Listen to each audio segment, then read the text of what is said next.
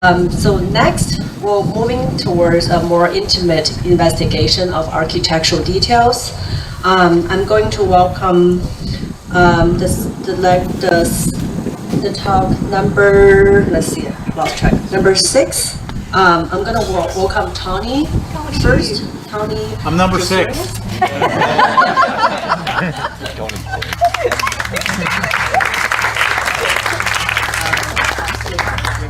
Tony is an architectural conservator and the co-owner of Historical Services. The company provides consulting and services to preserve and restore historical finishes. This includes a variety of different services from preliminaries, investigation, all the way to implementation of conservation, treatment, and restoration. Anthony has over 25 years of experience and has worked on hundreds of projects. He has extensive experience in hands-on skills, including decorative painting, ornamental plaster, wood finishing, as well as executing conservation treatments. Anthony obtained a Master of Arts in Architectural Conservation from the Center for Conservation at the University of New York, England in 1995 and graduated with distinction.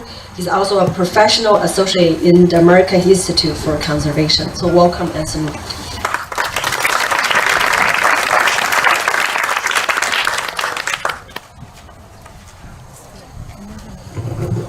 Okay, I want to thank, first of all, Matt and the Trust for inviting me back to my home state. It's nice to know that I haven't been disowned yet, now that I live in Michigan. I will apologize from right now, because anybody who knows me realizes that I can't speak for only 20 minutes.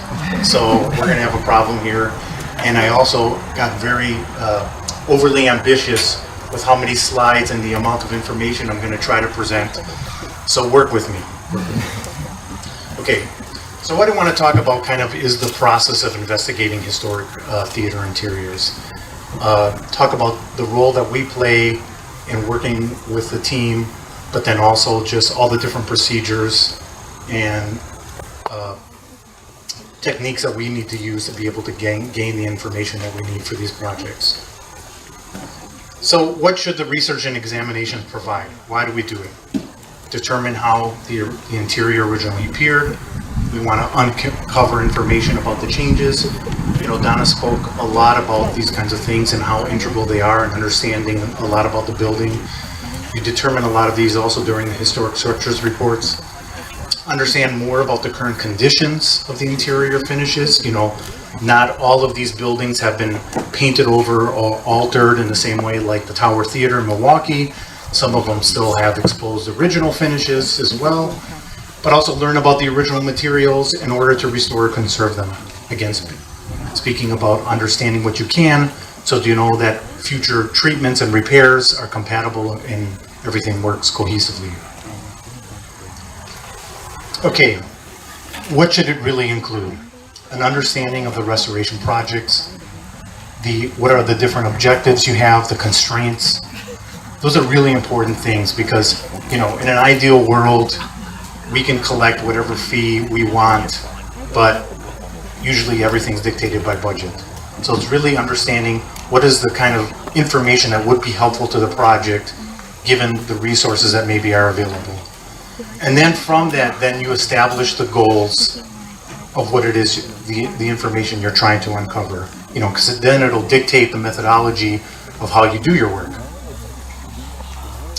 So I'm going to just do a really brief overview of the types of decorative finishes you come across within historic theaters. I wouldn't say it's the all-inclusive list, but it covers kind of the primary ones. They include polychrome decoration, stenciling, glazing, gilding, hand-painted decoration, and murals. So polychrome is really the process of just using multiple colors to kind of delineate different things and forms in architecture. So it's this idea of creating contrast or identifying different forms. So stenciling is the process of where you're transferring or repeating a design. It's typically done by cutting what we used to call stencil board, and now we use things like mylar or acetate. We cut through it, then it allows us the ability to keep continually transferring the same design over and over again, which is a lot less work than you're trying to hand paint it. They can be really simple, from just being one color to very elaborate where there are multiple colors. Glazing is the process where you take, it's a pigmented semi-transparent coating where you actually apply it to different types of surfaces. It can be manipulated and modeled to give a different visual texture, but it also was commonly used in theaters and a lot of the ornament to help kind of accentuate the three-dimensional qualities of it. Gilding is the process of applying gold or other metal leaves onto different surfaces. Again, really common, especially in the early 20th century theaters.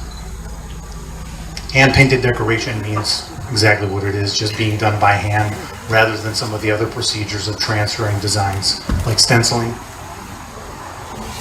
And then obviously all these different techniques can be combined to make very elaborate interior spaces. And murals are also commonly used within historic theaters as well. Okay, I'm going to talk about the different methods. Let's see if I can take this. Feeling a little stagnant. Talk about the different methods that are used. Jen and Donna both spoke about this, and it is really integral, and that is whatever kind of historical research and archival data that you can find.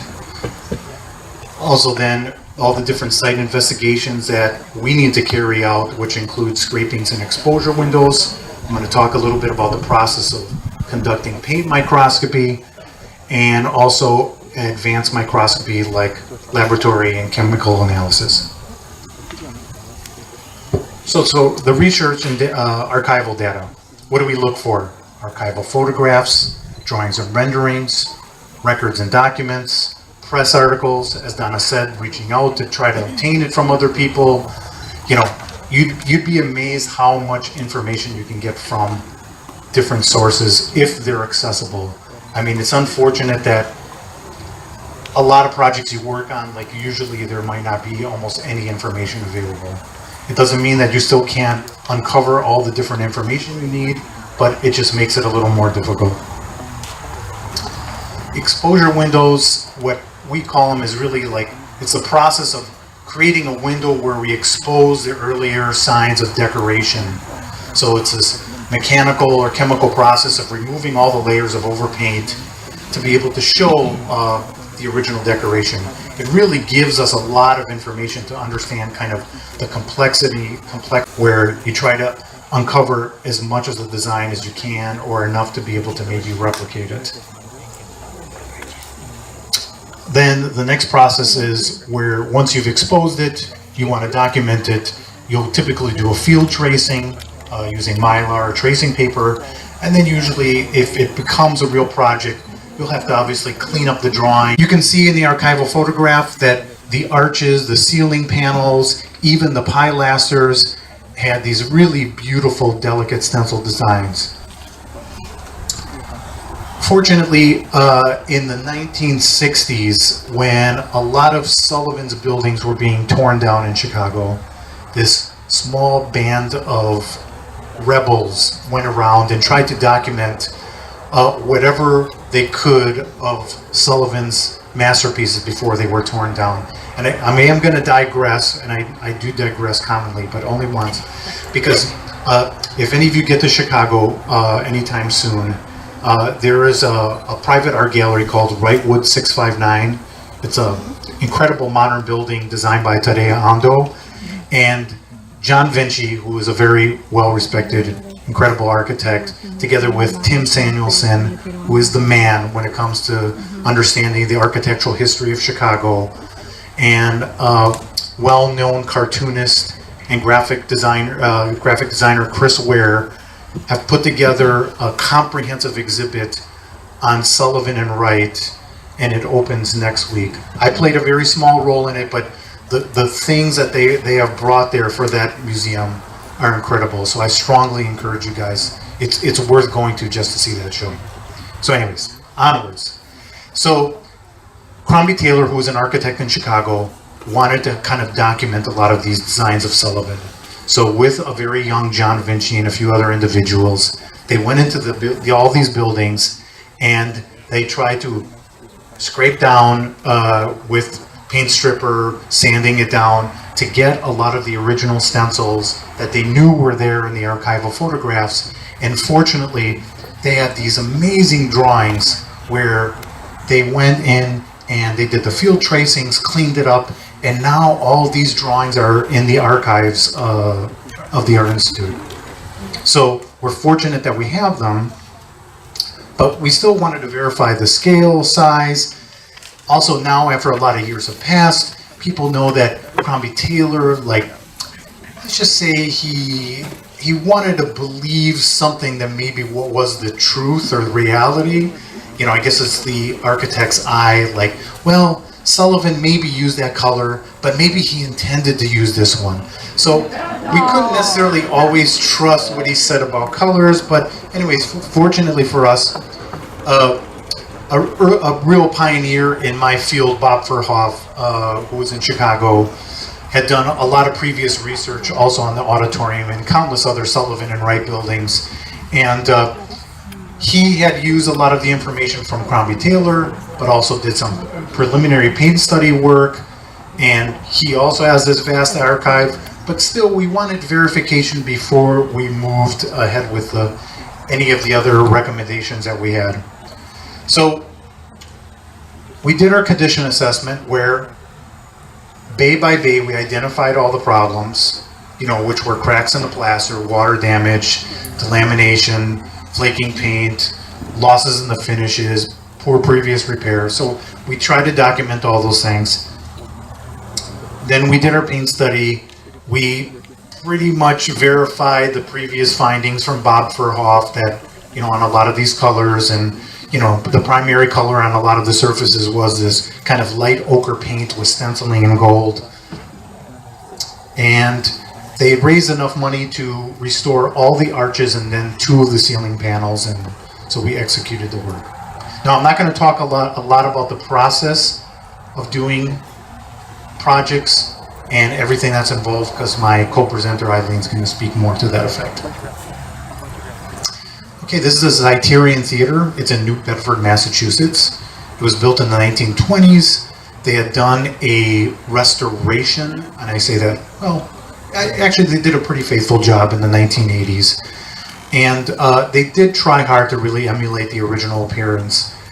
And we were kind of hired to do like a comprehensive paint study because they were hoping in the future to do a full restoration. So we started by looking for whatever archives. Unfortunately, they didn't have many original archives from the 1920s, from when the theater was originally built.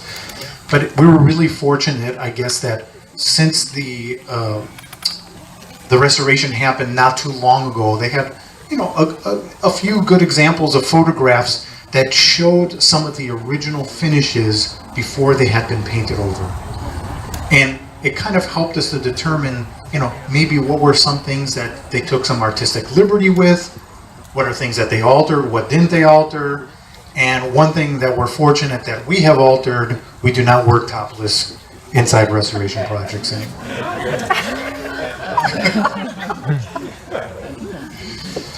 So one of the things we discovered, like the image on the left is actually what the mural on the ceiling looks like now. The one on the right was a picture from the 1980s. And what's really interesting is that they literally almost copied it exactly, like almost using the original as an outline.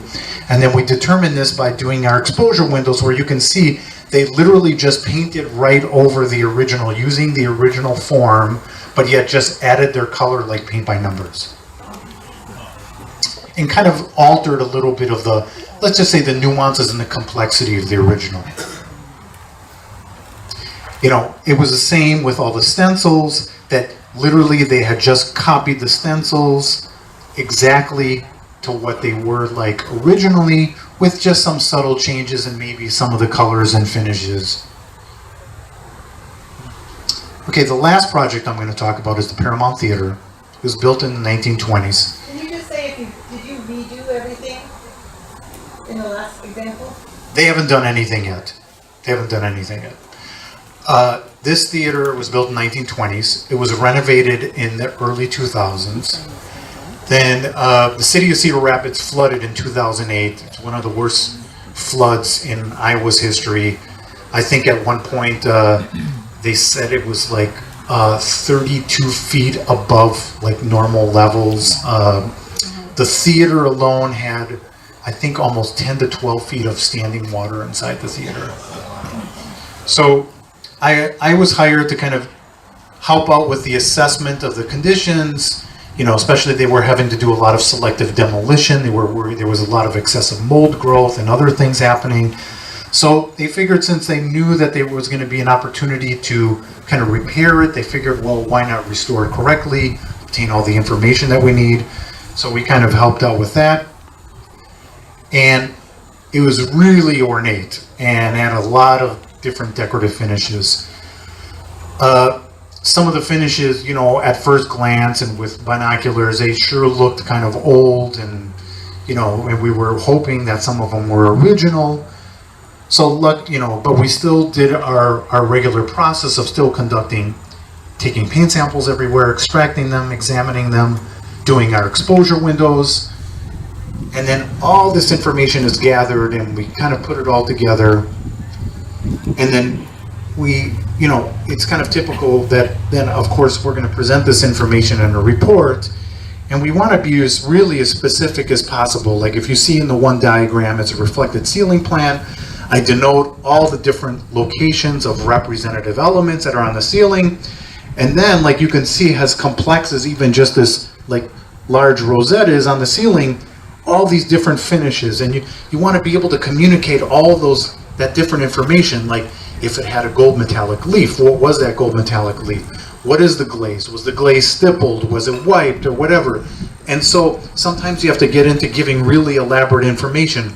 But the positive is you've done all the work for them, and then this information really can get utilized well, where it can be used in the bidding documents, the specifications, where it's kind of dictating what is the work and the expectation of what needs to happen. And now I'm going to pass it on to Eileen to talk about that.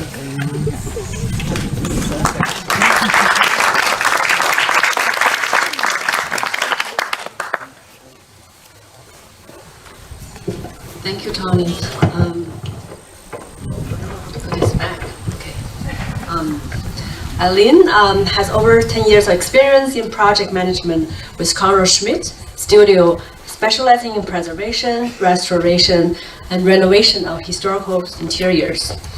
Her expertise includes investigation and documentation of historical structures, including historical paint analysis and archival research, condition assessments, and conservation of decorative finishings. Sorry, I'm still catching my breath and just running over. And comprehensive project development and oversight from the conceptual phase through construction. As a graduate of Clemson College of Charleston Master of Science program in historical preservation, Eileen meets the Secretary of Interior's professional qualifications standards for architectural history, with experience ranging from movie palaces to Main Street theaters, cathedrals to universities, state capitals to historical house museums. She brings her passion for historical architecture to every project. Please welcome Eileen. Thank you.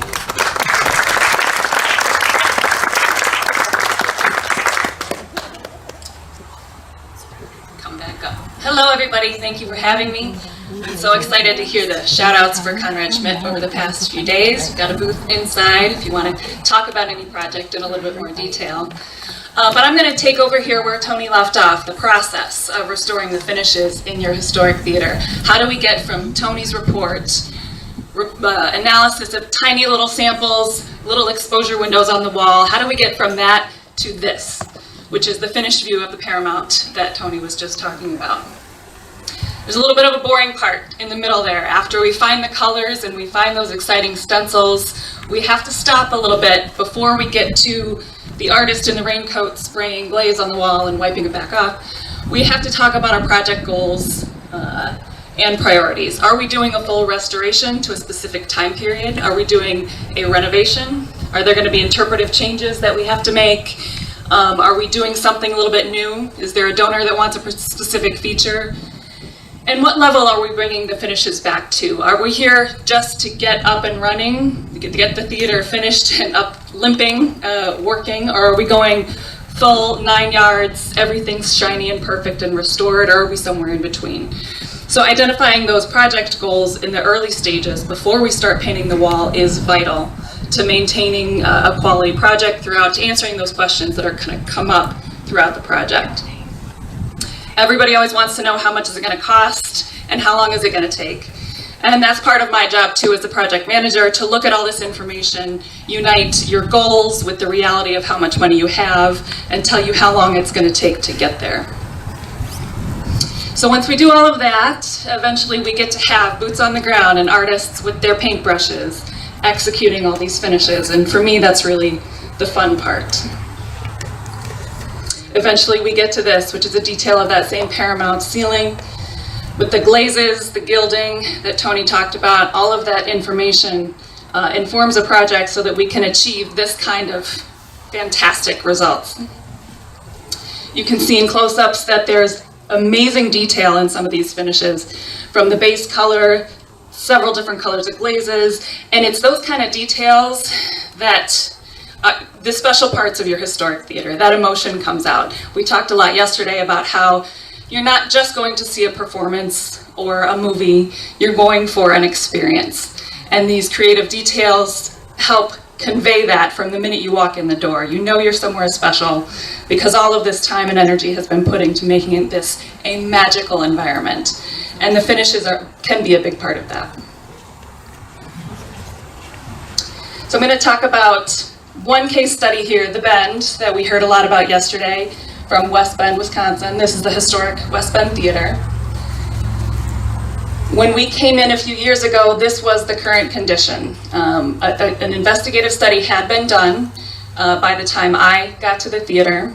Some of the stencils had been exposed, the original colors had already been identified, but there was still a lot of work to be done. They reached out to me and said, how can we do this? Can you do this? How much will it cost and how long will it take? So we put all that together and then we got to work. We started with documenting the stencil work that had been exposed, and that was a really important step because this is what came next. Everything painted over in preparation for restoring the theater's interior. Now everything is still there. They really did a quality project. They didn't ruin anything. It's a little scary to look at this picture because, oh my gosh, all that beautiful stuff is gone. But it's not gone, it's still there. It's underneath all the primer that you see. The few elements that really were in very good condition were these urns. We saved them, protected them from the priming process, and as part of the project, those were cleaned and conserved. So those are the original finishes in the end. Next steps were to produce the stencils, identifying the colors. We produced these digitally in the studio. It's part of some of the newer technologies that we employ. Traditional stencils are cut by hand on site. It's a really lengthy process. We have a few techniques that can speed that up, the accuracy of the stencil work and both the time that the artists have to be on site, some cost-saving measures. We also work with the architects to identify for some of the other painters exactly what colors should go where. And my painters don't always speak the same language as the architects, so these drawings are vital to have on site. Say, no, this color here, go. No more debate about it, just make it very clear cut so that everybody understands what's going on. For this theater, we were lucky to have additional information because we knew that the architect had done different theaters around the country. So interpretation of those findings, you find a glaze in a small sample, the questions Tony was coming up with, how thick is that glaze? How much of it? Where does it go? We were able to look at some of the other architects' other projects around the country and use those sort of inform what techniques we were going to use to be applying those colors. And this is Chuck Dwyer that Jeff mentioned before. He's a local artist, native West Bend. I think his mother still lives there. And he came back to be a part of the project. That was not only beneficial for the visual part of the project, he had a lot of opinions about the paint that was going on the wall, how it should look. It was also great press. We got a lot of news spots. We got a lot of newspaper articles because it's a really great human interest story. Chuck came back to his childhood theater to help make it beautiful again. People loved it, so that was really exciting. And eventually we got from this exposure on the wall to that you see here on the left to the replicated panel on the right, using all that information from the historic investigation, the microscopy, identifying those colors with the Munsell system, transferring them to the Sherwin-Williams colors that we know how to buy and where to get, and achieving an authentic historic restoration of these designs.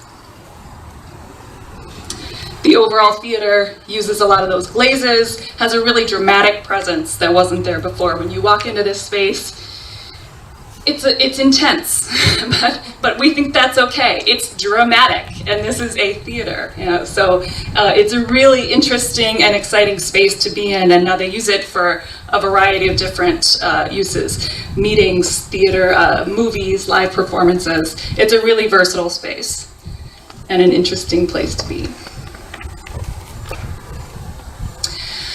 And so for the last part of my talk before lunch, I'm going to just talk rather quickly about some of the materials and methods that come up in projects like these.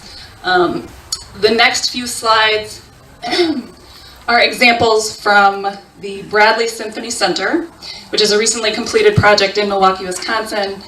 It was the former Grand Warner Theater, a rap and rap movie palace that was purchased by the Milwaukee Symphony Orchestra and renovated to be their home. So that project is just wrapping up this year, and finally, COVID, getting to promote and open up. They've got a lot of events going on this month that they finally get to have people come into the space and enjoy it. It was a really exciting project for me. So one thing we've been talking about is metal leaf, the gilding. Lots of different kinds. There's gold, aluminum, platinum, composition leaf, and all of these different materials act a little bit differently. In the MSO, we had a lot of aluminum leaf. One of the defining characteristics of this project was the silver that was everywhere. The silver with glazes on it gave it a lot of depth and a lot of character. Various other places we find gold leaf, and in approaching a restoration, I always get the question, really, gold is expensive. Can we do something else? The answer is yes, of course you can, but there are benefits, pros and cons to all of these materials. Gold leaf is expensive, and it's expensive to apply, but it's a very high quality material that's going to last you a long time. We can do other things like composition leaf that has to be sealed, that can tarnish over time, so there are pros and cons to a lot of these materials. It's also important to think about the goals of your project again. This is where you think back to your philosophy that you identified in the beginning. Is it important to use gold leaf? Was it gold leaf before? What are we going for here? Are we going for a high shine or a low luster? What is our point? So in making these decisions, that's something to come back to. One of the tricks of gilding is that sometimes you're able to patch it, but sometimes you really have to redo. It's very difficult to patch a flat gold leaf ceiling and have it match. You don't want to see a patch up there. You want to see it to be a beautiful continuous finish. So sometimes it's best to redo. Down here in the bottom right, we're completely redoing a ceiling in a small lobby that was aluminum leaf with a glaze, and then a stencil over it, and then another glaze, because that sort of 5-6 level finish, impossible to patch and get a really good match.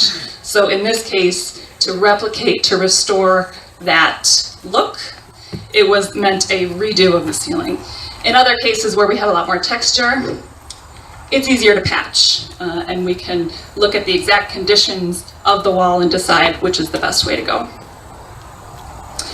Murals are some of my favorite things and some of my favorite slides to show, because there can be such a dramatic difference between the before that's covered with film, old discolored varnish, dirt and grime, cigarette smoke from years, and then you start to peel away that and you reveal the true colors. You see down here on the left, his shirt was gray, and as we start to peel off the discolored varnish, it's white. And it's a dramatic thing, and it's really exciting to not only show pictures, but sometimes bring people through on a tour. Come and look right there. You see that white? That's the way it's supposed to look. Sometimes we do, in the development stages of a project, we will do an on-site sample, and we'll clean a strip of your mural. And once you see how great that is going to look, pockets kind of open up. If you can really demonstrate, not just tell them it's going to look better, which is, it sounds good, but if we can show them, it goes a long way. This is another good time to talk about your qualified people. You want to have people working on your theater that really know what they're doing. The process of removing discolored varnish from your mural is very delicate. You need to approach it with the gentlest effective means, which involves a lot of testing. And so working with people you trust who are experienced with historic buildings and fine art is a must. Just a couple other slides of those partially cleaned murals. You can see the bright yellow on her lap where the varnish has come off. That's my foreman on the project, Jill. We couldn't have done it without her. And then another step in mural restoration is infill painting. And it's another place where you really need to have an experienced hand to correctly match what you're trying to do and not distract from the original finishes.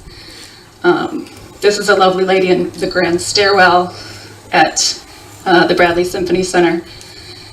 Something had happened to her face. It was brown when we got there, just dripping down the whole length of this mural that was 2 stories tall. And it's heartbreaking when you see it, because this is such a huge part of the character-defining feature of the theater. But to bring in the qualified team and be able to go from that ruined space and see her start to come back to life, now she's stunning. And it took a long time, but it is the reason that you go to the theater again. It's part of that magic, this atmosphere. So we're pleased with how that turned out as well. Another finish that's common in a lot of historic theaters is metalwork. To have railings, ticket booths, signage, and it's important to take care of that and to maintain it, clean it, polish it, shine it with appropriate materials and appropriately sensitive treatment. Just paint in general. When we've identified historic paint colors, microscopy is fantastic for that, as Tony was saying. At the Bradley Symphony Center, we identified this warm buttery yellow that turned out to be used all over the space. And when you think about that, it made a lot of sense. This theater, it's a wrap and wrap theater, by the way, I should have mentioned. You think about how buildings go up, this paint might have been on sale. It was everywhere. So, and when you see how it looks with this silver leaf in the gilding and with the carpet color and with the wood veneers throughout the space, it works. When you see it on a swatch in front of the architect, you say, we're really gonna paint the whole building orange? No, it's gonna work, I promise.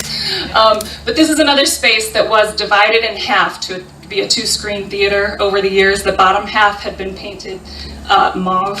There were a couple of colors of pink downstairs. Okay, but when we identified these colors through the investigation and started to bring it back throughout the theater, you start to say, oh, okay, all right, we get it. We get what you were going for here. And it really united the whole space.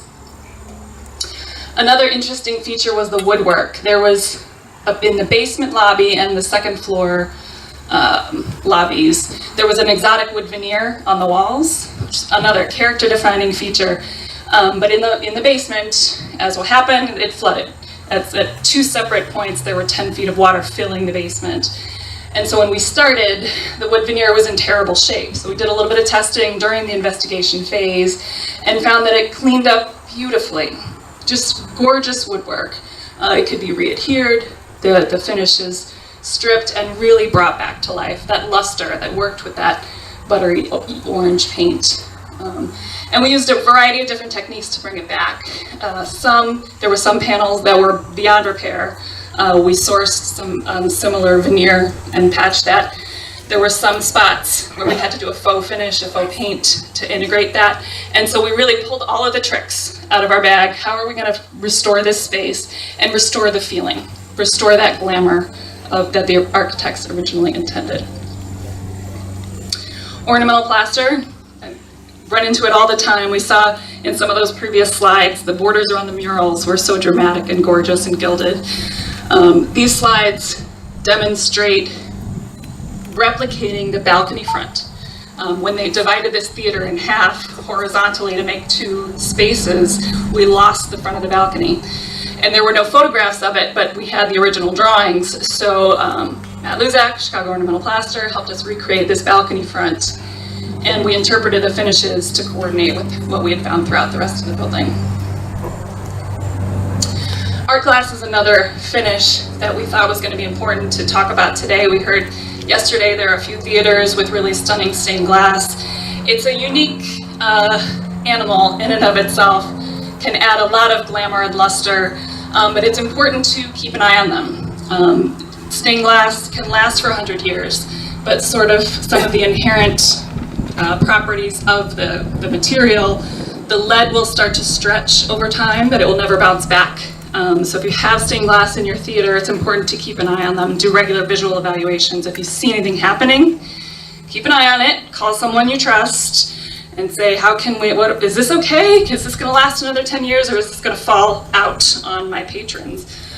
These are pictures with some particularly bad conditions, bowing, breaks, there can be vandalism or damage, impact damage from some other source. But it's very important to keep an eye on that, and it can be fixed. Conrad Schmitt Studios is also a stained glass studio, and we do this for churches around the country. Go in, remove the stained glass, bring it back to the studio, document it, take it all apart, match the glass, repaint if necessary, and put it all together. That's a whole nother presentation, but come and talk to me if you're interested in hearing more. And so just that was a brief run through a lot of finishes, but no project is the same. That's part of why I love doing this. It's really interesting, and every single project that I do is unique. So we just wanted to go through some of the possible finishes you could have in the theater and some of the great potential. Even if it's not looking so great, this is an example of the before. You can see where it was chopped in half. Eventually we get to this.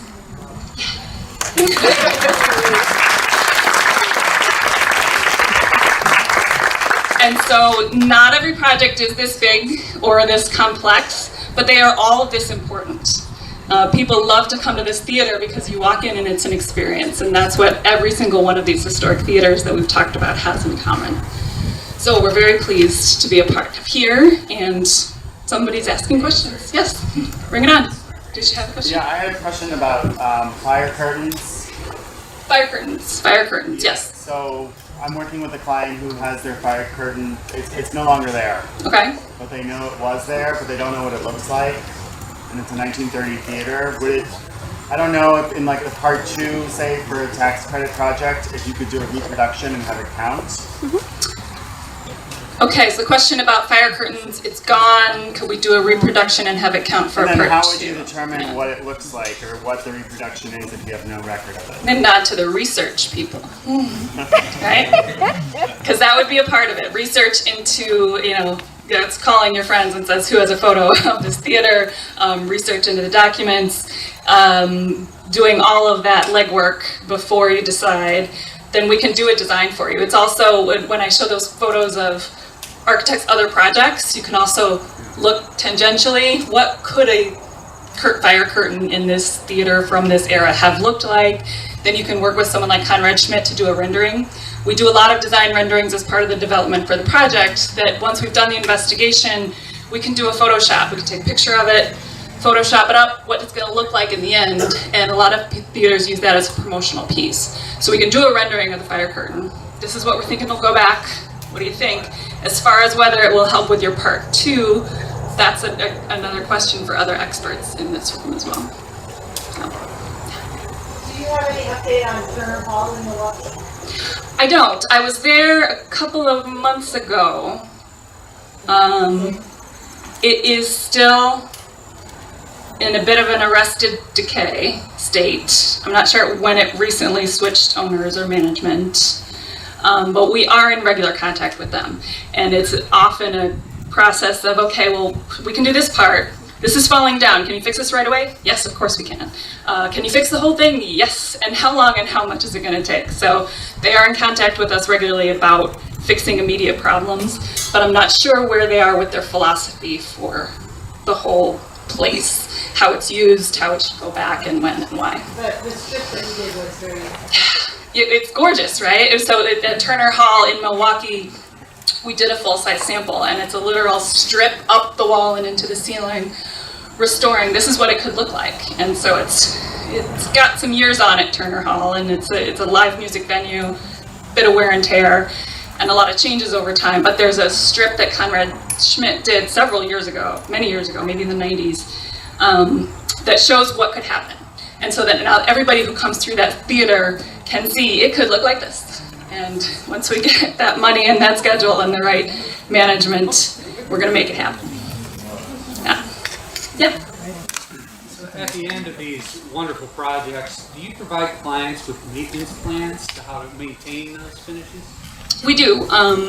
There is a standard binder that we give to everyone with the paint colors we use, because if we were touching up nicks on the walls, you don't have to call us every month. They don't want to do that, and we don't want you to have to do that. So it's a full book of every paint color we've used.